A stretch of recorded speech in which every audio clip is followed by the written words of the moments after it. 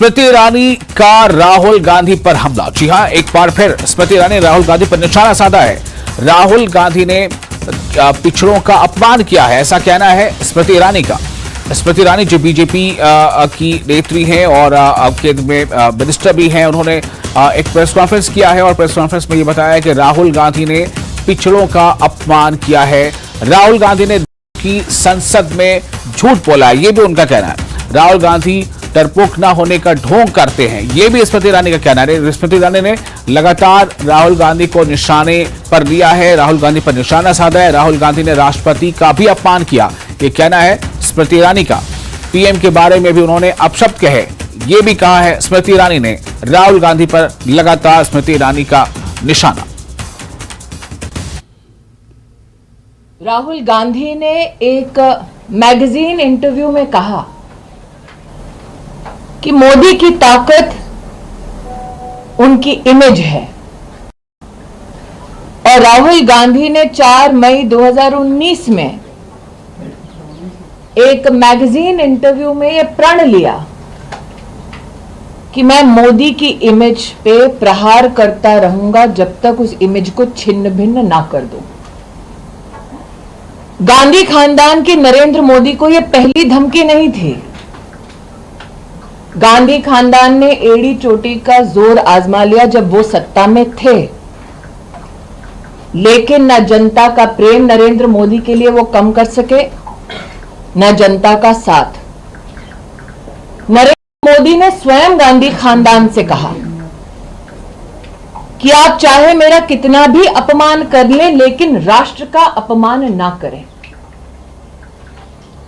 अपनी पॉलिटिकल बौखलाहट में, अपनी पॉलिटिकल फ्रस्ट्रेशन में राहुल गांधी का मोदी के प्रति विष देश के प्रति अपमान में परिवर्तित हो चुका है।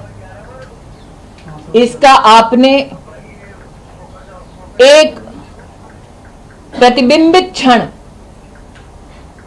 राहुल गांधी के इंग्लैंड दौरे में देखा, लेकिन नरेंद्र मोदी का अपमान करते करते पूरे ओबीसी समुदाय का अपमान करना भी राहुल गांधी ने उचित समझा। क्या यह पहली बार है कि राहुल गांधी ने, गांधी खानदान ने दलित अथवा पिछड़े समुदाय का अपमान किया है? देश की मीडिया, देश की जनता इस बात की साक्षी है। और राहुल गांधी मामले पर, यानी जिस तरह से राहुल गांधी का डिस्क्वालिफिकेशन हुआ है, इस मामले पर अमेरिका की तरफ से बयान आया है। राहुल गांधी डिस्क्वालिफिकेशन मामले पर हमारी नजर है। कानून का शासन, लोकतंत्र की आधारशिला, अभिव्यक्ति की स्वतंत्रता और लोकतांत्रिक मूल्यों के लिए साझा प्रतिबद्धता के लिए भारत के साथ है यूएस। ये स्टेटमेंट में ये बात कही गई है। एक बार फिर आपको बता दें कि राहुल गांधी के जो मामले हैं, राहुल गांधी का जिस तरह से डिस्क्वालिफिकेशन हुआ है, इस मामले पर अमेरिका की तरफ से बयान आया है।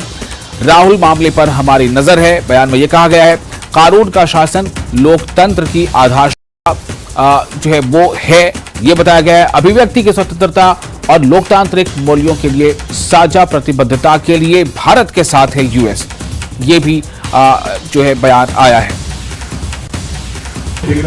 Sure. Just in terms of other democracies invited to the summit, India, Rahul Gandhi, the opposition leader, has been expelled from parliament. Do you have anything to say about that? Is that consistent with democratic values?